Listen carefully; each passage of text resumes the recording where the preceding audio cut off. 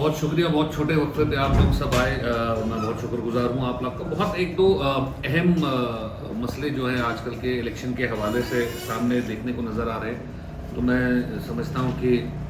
इस पे बात करना बहुत ज़रूरी है और आपके ज़रिए से ये सवाल जो है वो आम आवाम तक भी पहुँचे और इन लीडरान तक भी पहुँचे जो कौम की तर्जुमानी करने की बात वक्तन फ़वक्तन करते आ रहे हैं। हमने कल एक बड़ी इम्पॉर्टेंट एक डेवलपमेंट देखी बड़गाम कॉन्स्टिट्यूंसी में, जहां मुंतज़र मोहिद्दीन साहब ने अपना जो सपोर्ट है वो उमर अब्दुल्ला साहब के लिए जो है उसका ऐलान किया। मुंतज़र मोहिद्दीन साहब किसी तारुफ के मोहताज नहीं हैं। हर कोई जानता है कि वो बीजेपी की जो बी टीम है या जो बीजेपी के अहम रुकन हैं, पर्दे के पीछे एक अहम रुकन की हैसियत से उन्होंने पिछले 5 साल से जम्मू कश्मीर में 2019 की बाद काम किया और आज अपना नॉमिनेशन वापस लेने के बाद कल हमने देखा कि उन्होंने जो अपना पॉलिटिकल सपोर्ट है वो उमर अब्दुल्ला साहब को उन्होंने दिया। सबसे अहम चीज़ इसके अंदर ये है कि जिस कॉन्स्टिट्यूंसी, जिस इलाके से उन्होंने ये सपोर्ट दिया है, उसी इलाके के रहने वाले हमारे श्रीनगर पार्लियामेंट कॉन्स्टिट्यूंसी के सिटिंग एमपी आगा रहुला साहब भी वहीं के बस्किंदार हैं और कुछ समय पहले उन्होंने ये बात बड़े ज़ोर देकर कही थी कि अगर उनकी पार्टी ने जो नेशनल कॉन्फ्रेंस है या उनके नेशनल कॉन्फ्रेंस के किसी लीडर ने भी बीजेपी की या बीजेपी की ABC टीम के साथ किसी भी किस्म का अलायंस करने की कोशिश की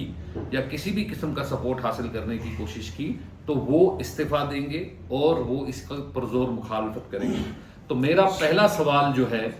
वो आगा रहुला साहब से है कि क्या उन्होंने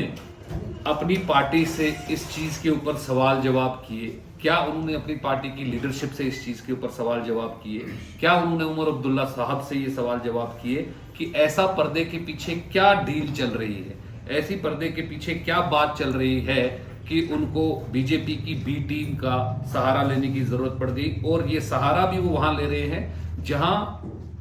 जो कि होम कॉन्स्टिट्यूंसी आगा रहुला साहब की है। तो ये सवाल हमारा आगा रहुला साहब से है, ये सवाल हमारा नेशनल कॉन्फ्रेंस से है। एक और अहम चीज़ जो मैं बताना चाहूँगा इस प्रेस कॉन्फ्रेंस के हवाले से वो ये है कि बहुत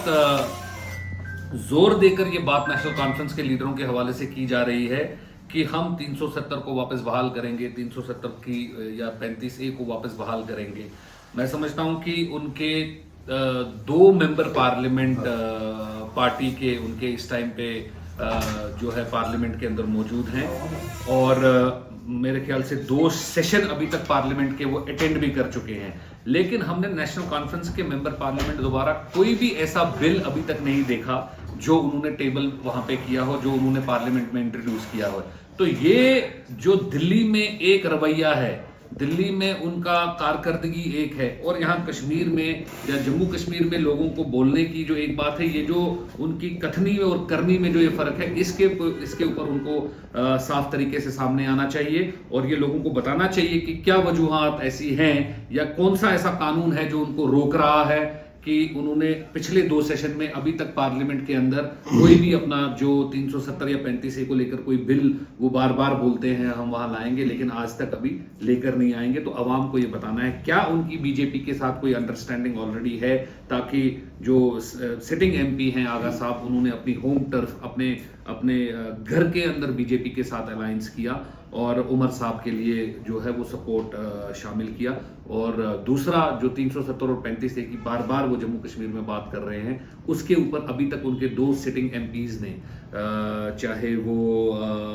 हमारे मियाँ साहब हों, चाहे वो हमारे आगा रहुला साहब हों, उन्होंने अभी तक इसके ऊपर बिल नहीं है। ये सवाल जम्मू कश्मीर का हर कोई बाशिंदा उनसे कर रहा है, ये पीपल्स डेमोक्रेटिक पार्टी उनसे कर रही है और हम समझते हैं कि जिस क्लैरिटी के साथ या जिस कन्विक्शन के साथ वो बार बार लोगों को ये बताते हैं कि हम इसके खिलाफ खड़ा होंगे, इसके खिलाफ बात होगी, तो आज वो इसका जवाब जो है वो लोगों के सामने रखें। शुक्रिया आपका भी सवाल। अब उनको सपोर्ट में आ गए हैं,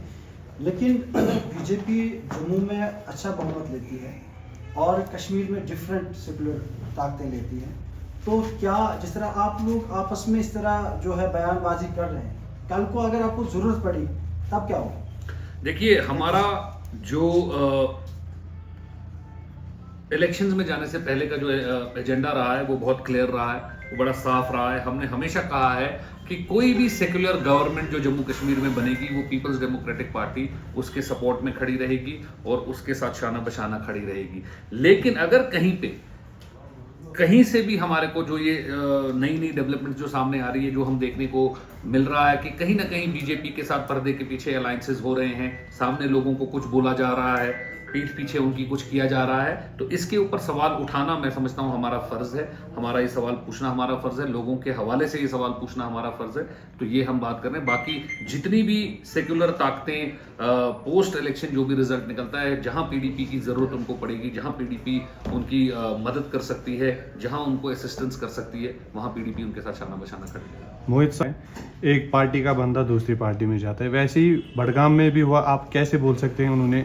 उनके साथ अलायंस की? नहीं, बिल्कुल आपकी बात सही है। इलेक्शन के सीजन में ऐसा अक्सर होता है कि एक इंसान कहीं ना कहीं से दूसरी जगह जाता है, वो अपनी इलेक्शन की जो प्रोबेबिलिटी है जीतने की वो देखते हैं। लेकिन यहाँ पे जो बात है, जिस चीज की मैं बात कर रहा हूँ, वो इस हवाले से है कि बहुत स्ट्रांगली नेशनल कॉन्फ्रेंस के लीडर या उनके जो एमपीज हैं वो बोल रहे हैं कि हमारा बीजेपी के साथ दूर दूर तक कोई भी अलायंस नहीं है। या अगर आप देखेंगे,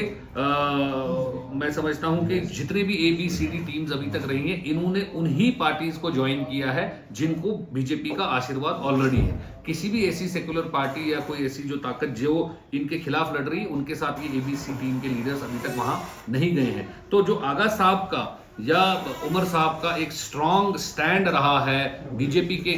खिलाफ या आर्टिकल 370 या 35A के खिलाफ, उसके बावजूद वो बी टीम के साथ, बीजेपी के साथ पर्दे के पीछे रात के अंधेरे में जो ये अलायंस कर रहे हैं, हमारा सवाल उसके ऊपर है कि वो सामने आए और इसकी क्लैरिटी दें। Thank you.